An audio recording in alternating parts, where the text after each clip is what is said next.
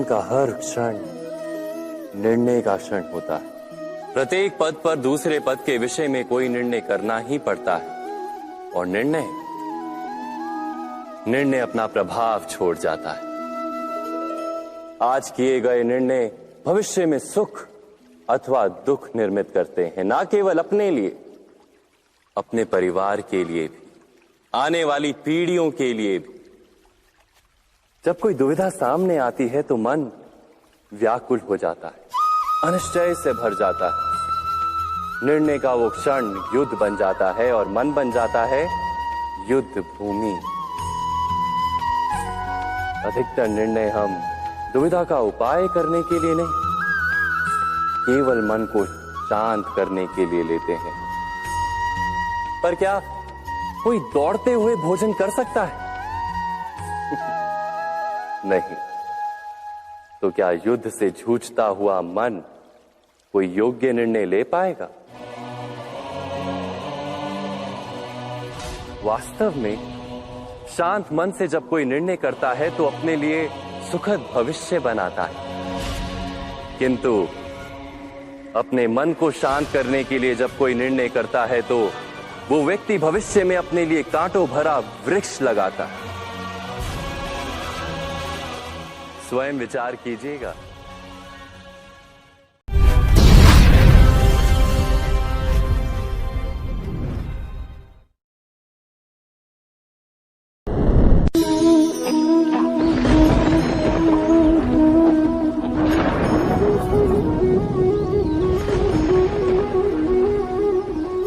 सपनों और पूर्वाभासों के आधार पर हम भविष्य के सुख दुख की कल्पना करते हैं।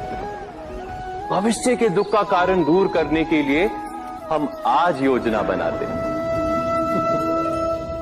किंतु कल के संकट को आज निर्मूल करने से हमें लाभ मिलता है या हानि पहुंचती है, ये प्रश्न हम कभी नहीं करते।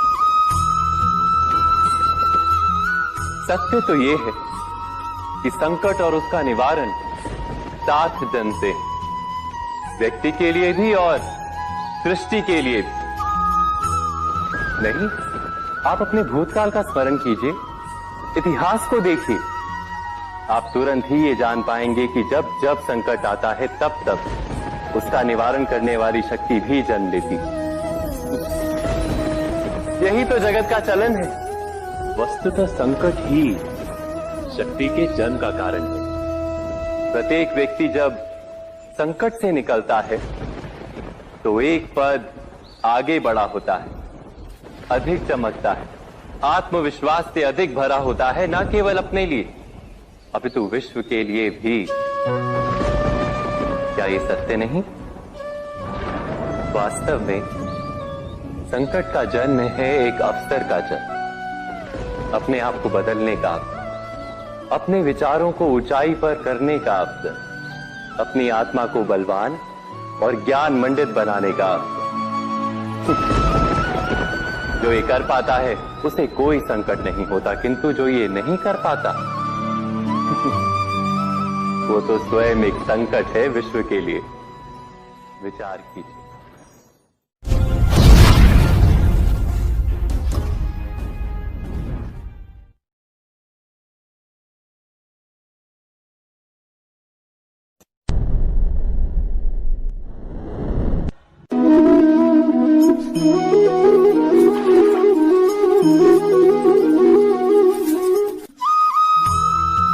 जीवन में आने वाले संघर्षों के लिए जब मनुष्य स्वयं को योग्य नहीं मानता, जब उसे अपने ही बल पर विश्वास नहीं रहता, तब वो सद्गुणों को त्याग कर दुर्गुणों को अपनाता है।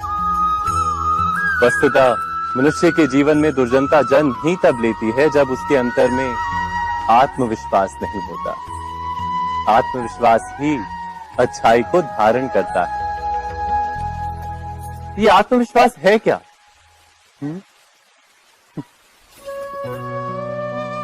जब मनुष्य ये मानता है कि जीवन का संघर्ष उसे दुर्बल बनाता है, तो उसे अपने ऊपर विश्वास नहीं रहता। वो संघर्ष के पार जाने के बदले संघर्ष से छूटने के उपाय ढूंढने लगता है। किंतु जब वो ये समझता है कि ये संघर्ष उसे अधिक शक्तिशाली बनाते हैं, ठीक जैसे व्यायाम करने से देह की शक्ति बढ़ती, तो प्रत्येक संघर्ष के साथ उसका उत्साह बढ़ता है। अर्थात आत्मविश्वास और कुछ भी नहीं, मन की स्थिति, जीवन को देखने का दृष्टिकोण मात्र है। और जीवन का दृष्टिकोण तो मनुष्य के अपने वश में होता है।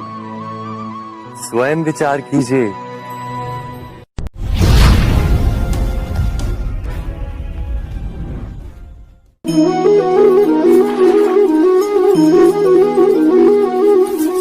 पिता सदा ही अपने संतान के सुख की कामना करते हैं, उनके भविष्य की चिंता करते रहते हैं। इसी कारणवश सदा ही अपने संतानों के भविष्य का मार्ग स्वयं निश्चित करने का प्रयत्न करते रहते हैं। जिस मार्ग पर पिता स्वयं चला है, जिस मार्ग के कंकर पत्थर को स्वयं देखा है, मार्ग की छाया, मार्ग की धूप को स्वयं जाना है, उसी मार्ग पर उसका पुत्र भी चले, यही इच्छा रहती है हर पिता की। निसंदेह उत्तम भावना है ये, किंतु 3 प्रश्नों के ऊपर विचार करना हम भूल ही जाते हैं। कौन से प्रश्न? प्रथम प्रश्न, क्या समय के साथ प्रत्येक मार्ग बदल नहीं जाते? क्या समय सदा ही नई चुनौतियों को लेकर नहीं आता? तो फिर बीते हुए समय के अनुभव नई पीढ़ी को किस प्रकार लाभ दे सकते हैं? दूसरा प्रश्न, क्या प्रत्येक संतान अपने माता पिता की छवि होता है? हाँ, संतानों को संस्कार तो अवश्य माता पिता देते हैं, किंतु भीतर की क्षमता तो ईश्वर देते हैं। तो जिस मार्ग पर पिता को सफलता मिली है, विश्वास है कि उसी मार्ग पर उसकी संतानों को भी सफलता और सुख प्राप्त होगा। तीसरा प्रश्न, क्या जीवन के संघर्ष और चुनौतियां लाभकारी नहीं होती? क्या प्रत्येक नया प्रश्न एक नए उत्तर का द्वार नहीं खोलता? तो फिर संतानों को नए नए प्रश्नों, संघर्षों और चुनौतियों से दूर रखना, ये उनके लिए लाभ करना कहलाएगा या हानि पहुंचाना? अर्थात जिस प्रकार संतान के भविष्य का निर्माण करने के बदले उसके चरित्र का निर्माण करना श्रेष्ठ है, वैसे ही संतानों के जीवन का मार्ग निश्चित करने के बदले उन्हें नए संघर्षों के साथ जूझने के लिए मनोबल व ज्ञान देना अधिक लाभदायक नहीं होगा? स्वयं विचार कीजिए।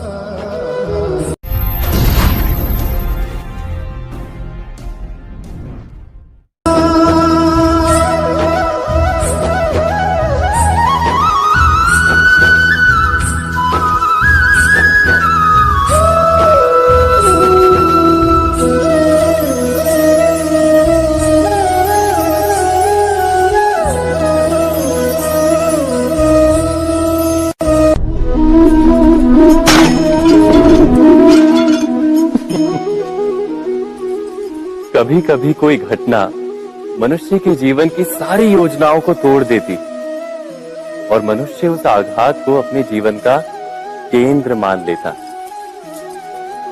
पर क्या भविष्य मनुष्य की योजनाओं के आधार पर निर्मित होते हैं? नहीं। जिस प्रकार किसी ऊंचे पर्वत पर सर्वप्रथम चढ़ने वाला उस पर्वत की तलाई में बैठकर जो योजना बनाता है, क्या वही योजना उसे उस पर्वत की चोटी तक पहुंचाती? नहीं। वास्तव में वो जैसे जैसे ऊपर चढ़ता है, वैसे वैसे उसे नई नई चुनौतियां, नई नई विडंबनाएं, नए नए अवरोध मिलते हैं। प्रत्येक पद पर वो अपने अगले पद का निर्णय करता है। प्रत्येक पद पर उसे अपनी योजनाओं को बदलना पड़ता है। कहीं पुरानी योजना उसे खाई में ना ढकेल दे। वो पर्वत को अपने योग्य नहीं बना पाता, केवल स्वयं को पर्वत के योग्य बना सकता है। क्या जीवन के साथ भी ऐसा ही नहीं? जब मनुष्य जीवन में किसी एक चुनौती को, एक अवरोध को अपने जीवन का केंद्र मान लेता है, अपने जीवन की गति को ही रोक देता है, तो वो अपने जीवन में सफल नहीं बन पाता और ना ही सुख और शांति प्राप्त कर पाता। अर्थात जीवन को अपने योग्य बनाने के बदले स्वयं अपने को जीवन के योग्य बनाना ही सफलता और सुख का एकमात्र मार्ग नहीं।